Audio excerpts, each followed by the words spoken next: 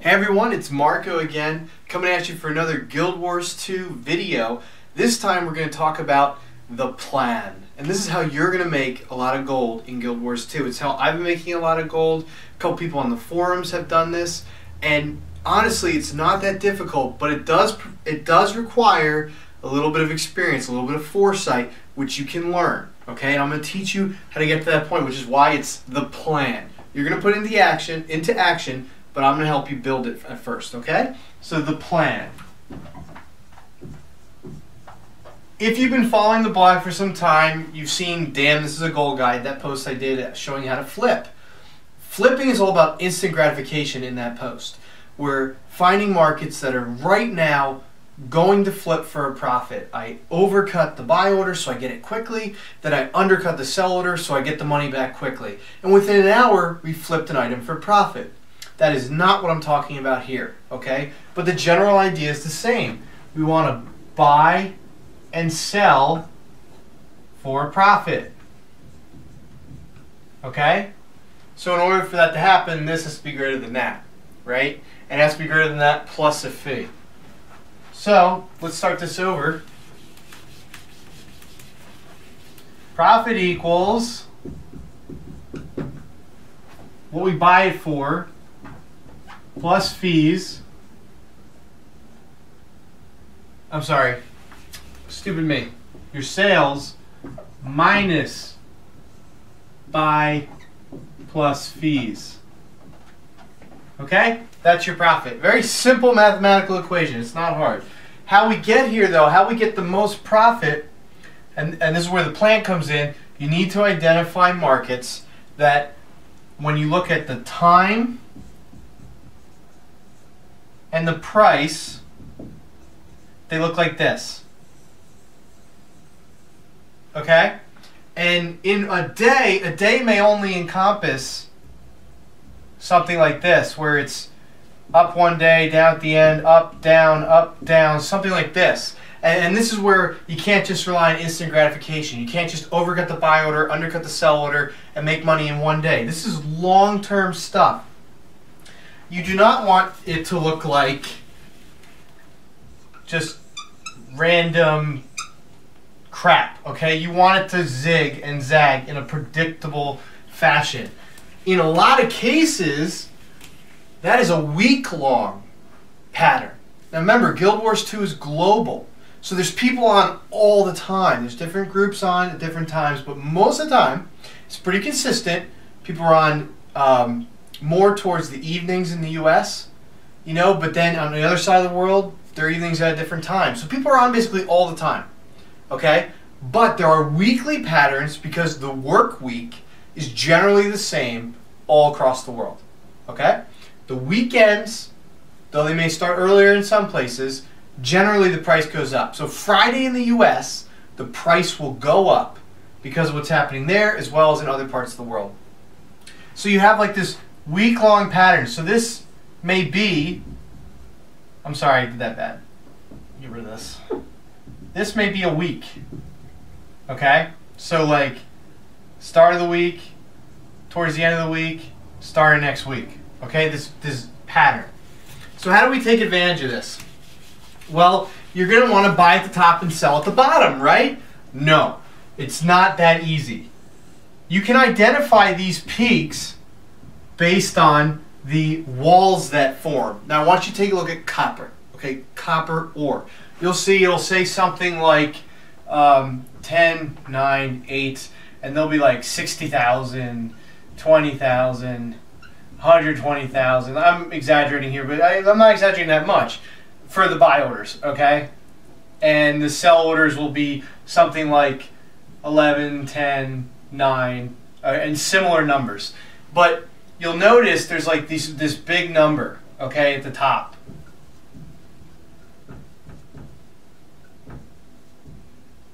That big number is a wall that forms. And what it's forming from is as people approach this top or this bottom, they start to not sell or they start to not have the items bought anymore. Okay? So a wall forms because nothing's going to sell up here, right? So anything posted up here doesn't get sold, and it also causes this number right here to just keep going up. Up, up, up, up, up, right at this line. You'll see a bunch of people post there because they're all instant gratifiers. They're undercutting or overcutting or whatever, depending on where you're at, and their items don't sell, okay? Because they just hit over the point where people are willing to pay, okay? Or people are, whatever, buying, selling, whatever. That wall is pretty visible.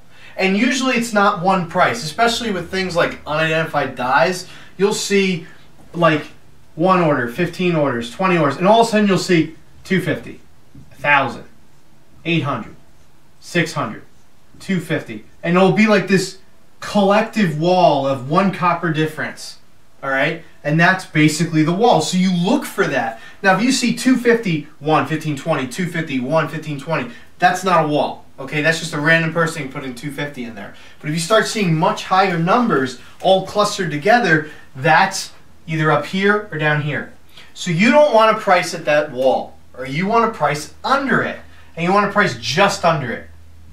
Just before the peaks, just before the valleys, that's where you're buying and selling. You sell up here, buy down there. You want to hit more towards as closer to the normal price as you can get, right down the middle, maintaining a profit, okay? The closer you get, the quicker your items sell.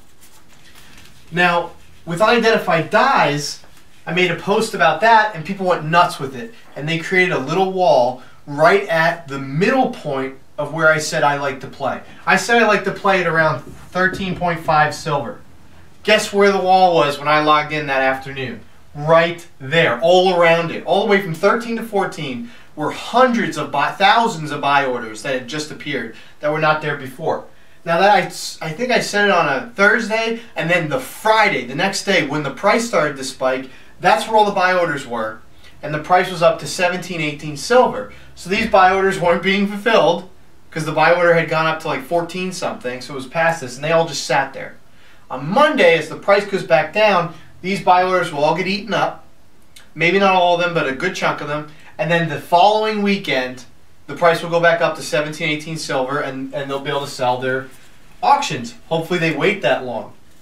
So you need to understand your market. Is it a week-long market, or is it a market that fluctuates enough in a day for you to place those buy orders towards the bottom and then put sell orders towards the top of the wall? But the key here are those two things. One, the waves, and two, the orders. Okay, where's the peaks and the valleys? Where do I need, and then you got to figure out where do I price it. So 1A is what are these peaks and valleys, and B is pricing. Okay, you figure that out with your orders and everything. I guess that doesn't need to be that. I almost broke my board. I'm dumb today. 1 is the waves, 2 is the orders.